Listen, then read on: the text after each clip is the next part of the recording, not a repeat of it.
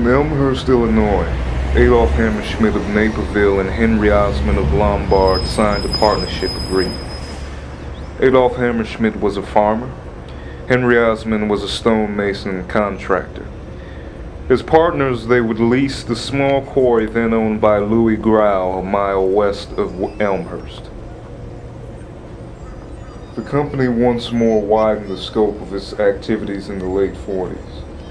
It entered the ready-mix concrete business. At first, the ready-mix came only from the Elmhurst plant, Barber's Corners, and the new Warrenville pit. In addition, the Royal Ready-Mix Company plant in the northwest part of Villa Park was acquired in the early 1950s. After 10 years, Adolf Hammerschmidt bought out his partner's interests and formed the Elmhurst Chicago Stone Company. The incorporators were Adolf and his three sons, William, Max, and Richard. One or another of these men headed the company during the next 48 years. In 1993, the quarry was bought by DuPage County for flood control. As the Chicago Tribune said, the increasing development of DuPage County has caused a flooding problem. The quarry was purchased from Elmhurst, Chicago for $39 million. Back in 1993, we started the conversion over. It took some time, obviously. As you've been out there, you've seen the extensive amount of work that had to be done. And it took several years to get everything set, but by 1993 it was operational and ready to go.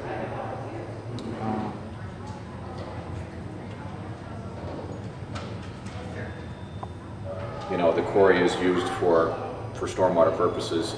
It does have water in it at most of the times. We pump it out monthly.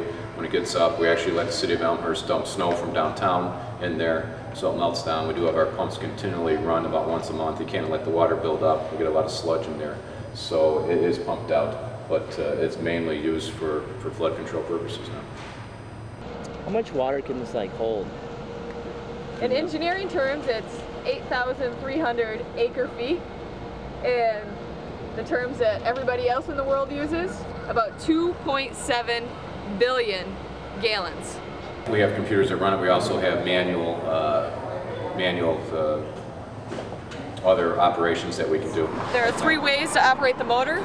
There's remote operation, which we have a computer operation in this facility, and then also at our office, and we have two other facilities where we can operate these gates from. If that fails, we can come out here and use the push button operation, which still allows for the motor to function. Okay. And then if the motor for some reason breaks down or we are unable to use the motor, we have a nice little crank here, and we have to crank it open by hand. Yeah, it's not very fun. Like last time we had the big flood event, to open the actuator door actually had been hit by lightning, so we had to manually open it by hand. So, but we have staff there all the time during flood events. We've got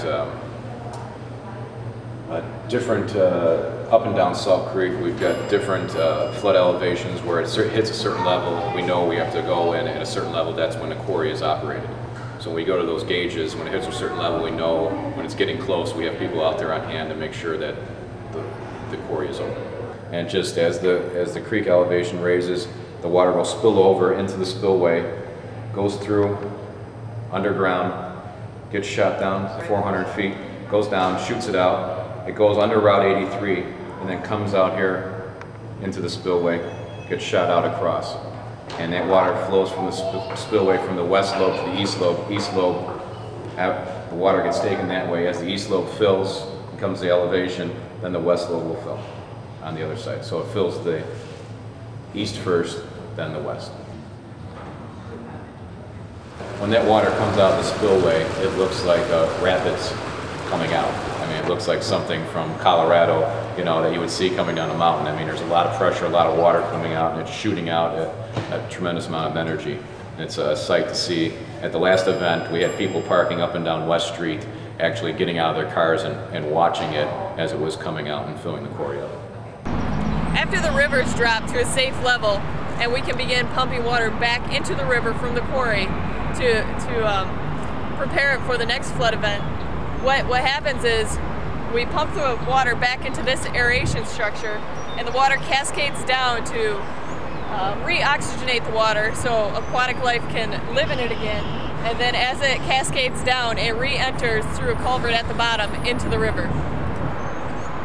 Before the quarry was purchased, Elmhurst, Villa Park, Oak Brook Terrace had considerable flooding through the Salt Creek area. Since we have added the quarry, it considerably has stopped the flooding of houses, homes, and businesses during that. So it has saved. We've probably, because of this, we've estimated there's probably about 3,000–4,000 houses that don't flood because of the quarry. In September of 2008, we actually nearly filled the quarry, which would have been the first time that the quarry has been filled to that capacity since we implemented it as a flood control storage facility in the early 90s. There was some storage left in the quarry, but it was nearly filled. Water was overtopping the concrete spillway. As I've mentioned, it's only happened twice since we've utilized the quarry for flood storage. We definitely helped reduce the flooding in the city of Elmhurst, and the quarry functioned exactly as designed. Cool.